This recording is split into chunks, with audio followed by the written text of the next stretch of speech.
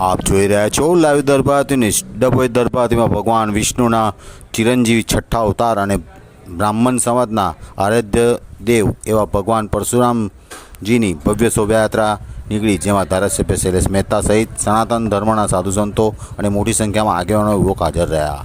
ભગવાન વિષ્ણુના છઠ્ઠા અને ચિરંજીવી અવતાર ભગવાન પરશુરામજીનો આજે જન્મદિન હોય ત્યારે સમગ્ર દેશમાં વસતા બ્રાહ્મણ સમાજના આરાધ્ય દેવ હોય તેમના આજે જન્મદિન હોય ત્યારે ડભોઈ દરબારતીમાં ભારે ઉત્સાહ સાથે ભગવાન પરશુરામજીની શોભાયાત્રા ધારાસભ્ય શૈલેષ મહેતાના અધ્યક્ષસ્થાને નીકળી હતી।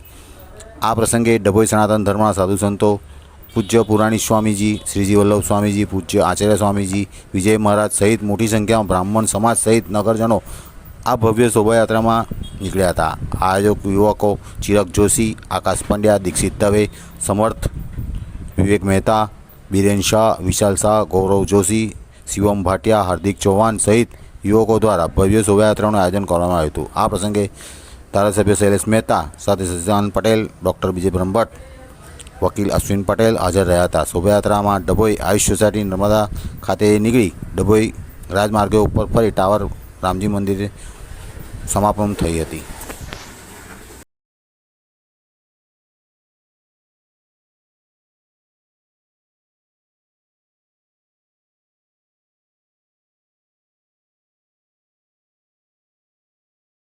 जय जय परशुराम, जय जय परशुराम।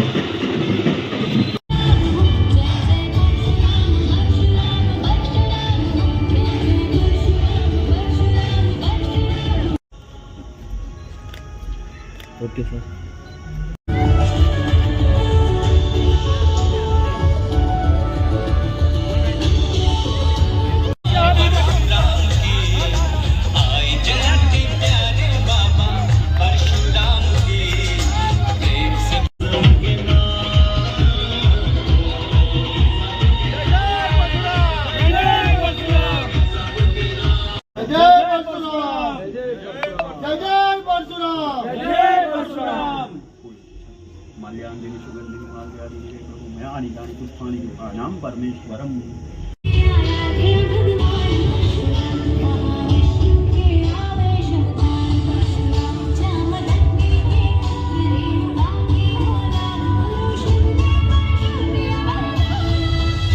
આજે અખાત્રી અક્ષય તૃતીયા ભગવાન પરશુરામજીનો આજે જન્મદિવસ.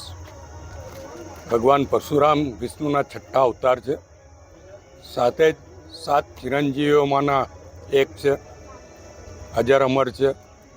આજે એમનો જન્મોત્સવ હોય સ્વાભાવિક છે કે બ્રાહ્મણો અને હિન્દુઓ માટે એ આરાધ્ય દેવ છે.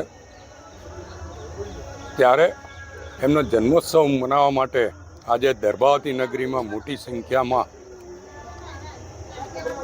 લોકો ઉમટી પડ્યા છે. આપ જોઈ શકો છો કે કેસરી સાફા બાંધીને ખાસ કરીને તમામ કોમના યુવાનો આજે આમાં ભાગ લઈ રહ્યા છે.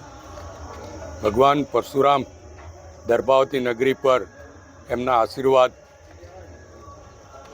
આપતા રહે અને દર્ભાવતી નગરીના વિકાસમાં જે કંઈ અડચણો આવતી હોય એને દૂર કરે એવી આ તબક્કે પ્રાર્થના કરું છું. અને તમામને આ શોભાયાત્રામાં ભાગ લેવા બદલ પણ આપના દ્વારા સૌનો આભાર પણ માનું છું, અભિનંદન પણ આપું છું. જય પરશુરામ.